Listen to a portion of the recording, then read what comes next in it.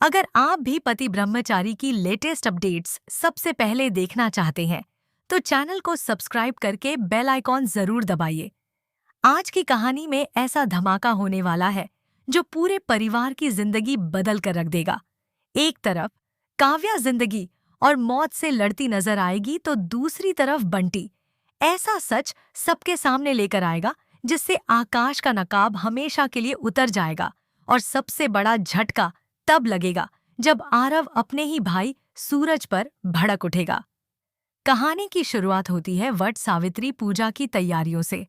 पूरे घर में पूजा का माहौल बना हुआ होता है। ईशा भी पूरे दिल से पूजा की तैयारी कर रही होती है, क्योंकि वह यह व्रत सूरज के लिए रखना चाहती है। उसके लिए सूरज सिर्फ एक इंसान नहीं, बल्कि उसका सच्चा जीवन साथी होता है। वह सिंदूर और पूजा का सामान लेकर मंदिर की तरफ जाती है, ताकि भगवान से अपने रिश्ते के लिए आशीर्वाद ले सके। लेकिन तभी उसकी नजर आकाश पर पड़ती है। आकाश किसी अनजान आदमी से छुप छुप कर बात कर रहा होता है। उसका व्यवहार बहुत अजीब लग रहा होता है। ईशा दूर खड़ी सब देखने की कोशिश करती है, लेकिन उसे ठीक से सुनाई नहीं देता कि आखिर आकाश क्या प्लान कर रहा है। फिर भी उसके दिल को बार बार यही महसूस होता है कि आकाश कोई नई चाल चलने वाला है। ईशा बिना देर किए तुरंत बंटी को कॉल करती है। उसकी आवाज में चिंता साफ सुनाई दे रही होती है। वह बंटी से कहती है कि उसे आकाश पर बिल्कुल भरोसा नहीं है और जरूर वह कोई बड़ा खेल खेलने वाला है। ईशा बंटी से कहती है कि वह चुपचाप आकाश पर नजर रखे। बंटी भी तुरंत गंभीर हो जाता है। वह ईशा से कहता है कि वह चिंता ना करे और आराम से पूजा और मेडिकल कैंप संभाले। बाकी आकाश पर नजर रखने का काम वह करेगा। अगले दिन सुबह जैसे ही ईशा ऑफिस के लिए निकलती है, बंटी अपना काम शुरू कर देता है। वह चुपचाप उस आदमी का पीछा करने लगता है जिससे आकाश बात कर रहा था। काफी देर पीछा करने के बाद वह देखता है कि वह आदमी एक पुराने गोदाम के अंदर जा रहा है। बंटी भी धीरे धीरे उसके पीछे अंदर पहुंच जाता है, लेकिन अंदर का नजारा देखकर उसके होश उड़ जाते हैं। वह देखता है कि गोदाम में मेडिकल कैंप के लिए आई सारी दवाइयां और मेडिकल इक्विपमेंट रखे हुए हैं, लेकिन वहां मौजूद गुंडे असली दवाइयों को हटाकर नकली बॉक्स रख रहे होते हैं। कुछ एक्सपायरी डेट वाली दवाइयां भी वहां पड़ी होती हैं। यह सब देखकर बंटी समझ जाता है कि मेडिकल कैंप में बहुत बड़ी साजिश होने वाली है। बंटी तुरंत अपने फोन से वीडियो बनाना शुरू कर देता है ताकि उसके पास सबूत रहे। लेकिन तभी अचानक एक गुंडे की नजर उस पर पड़ जाती है। अगले ही पल वहां अफरा तफरी मच जाती है। गुंडे बंटी को पकड़ने की कोशिश करते हैं। बंटी किसी तरह वहां से भागने लगता है, लेकिन भागते वक्त उसका फोन नीचे गिर जाता है। गुंडा फोन उठाकर भागने की कोशिश करता है, क्योंकि उसमें सारे सबूत होते हैं। यह देखकर बंटी उसके पीछे दौड़ पड़ता है। उधर दूसरी तरफ ईशा का मन बहुत बेचैन होने लगता है। उसे बार बार लग रहा होता है कि कुछ बहुत गलत होने वाला है। आखिरकार वह खुद गोदाम जाकर चेक करने का फैसला करती है, जहां मेडिकल कैंप का सामान रखा गया होता है। जैसे ही ईशा वहां पहुंचती है और बॉक्स खोलकर देखती है, उसके होश उड़ जाते हैं।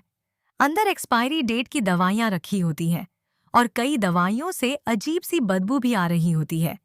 ईशा तुरंत समझ जाती है कि दवाइयों के साथ छेड़छाड़ हुई है। वह बिना देर किए काव्या को कॉल करती है, क्योंकि काव्या मेडिकल फील्ड से जुड़ी होती है और दवाइयों के बारे में अच्छी जानकारी रखती है।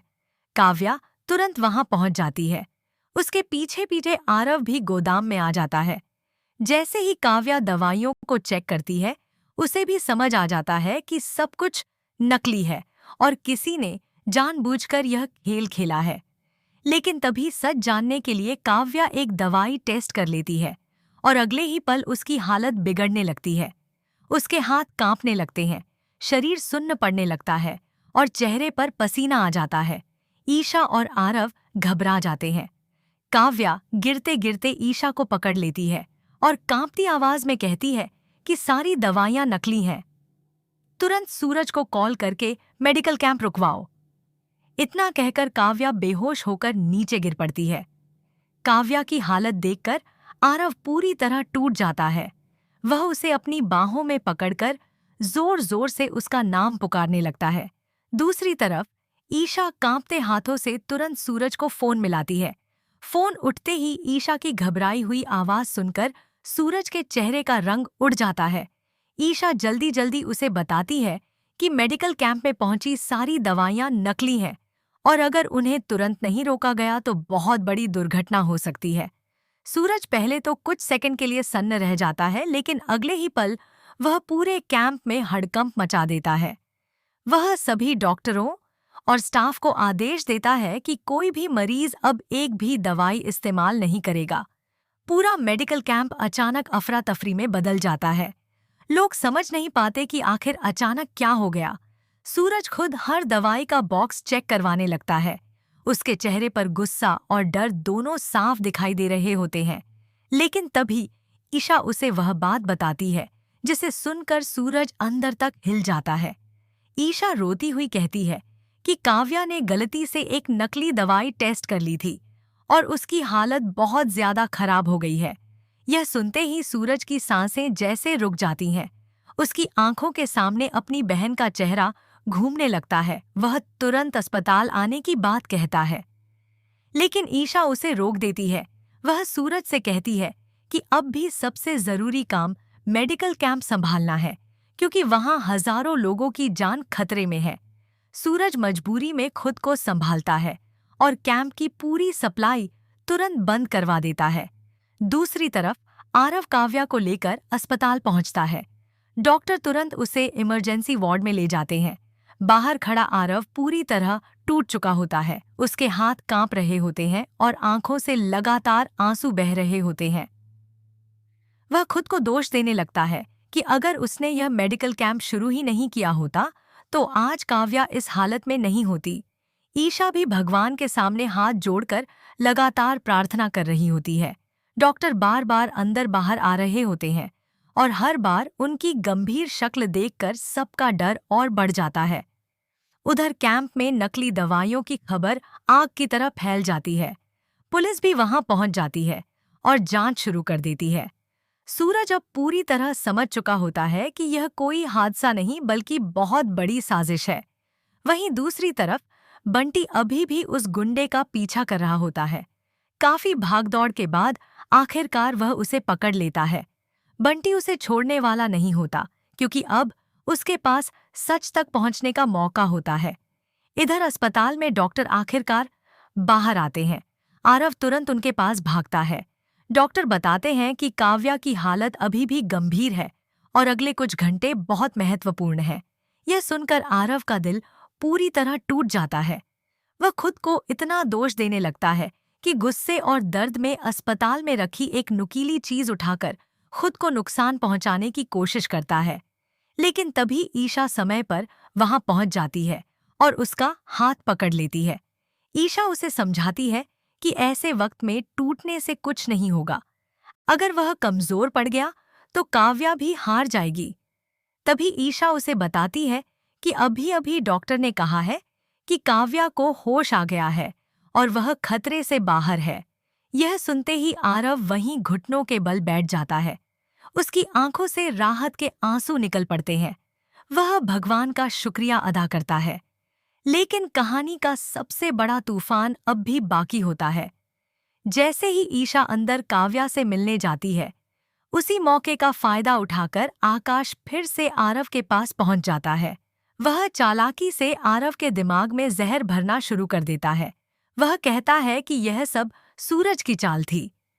उसने जानबूझकर आरव को फंसाने के लिए यह टेंडर दिया और अब उसी की वजह से काव्या की जान खतरे में पड़ी। आकाश की बातें सुनकर पहले से परेशान आरव का गुस्सा भड़क उठता है। तभी सामने से सूरज भी अस्पताल पहुंच जाता है। जैसे ही आरव उसे देखता है, वह तुरंत उसका कॉलर पकड़ लेता है। दूसरी तरफ सूरज भी गुस्से में आरव को पकड़ लेता है, क्योंकि उसे लगता है कि उसकी लापरवाही की वजह से काव्या की यह हालत हुई।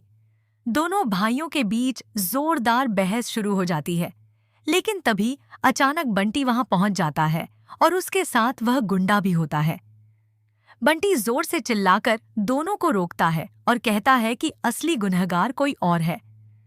फिर वह सबके सामने आकाश का नाम लेता है। पहले तो आकाश खुद को बचाने की कोशिश करता है, लेकिन तभी बंटी अपना फोन निकालकर वह वीडियो दिखा देता है जिसमें गुंडे नकली दवाइयों से बॉक्स बदल रहे होते हैं। इतना ही नहीं, पकड़ा गया गुंडा भी सबके सामने सच कबूल कर लेता है कि यह पूरा प्लान आकाश ने बनाया था। यह सुनते ही पूरे परिवार के पैरों तले जमीन खिसक जाती है।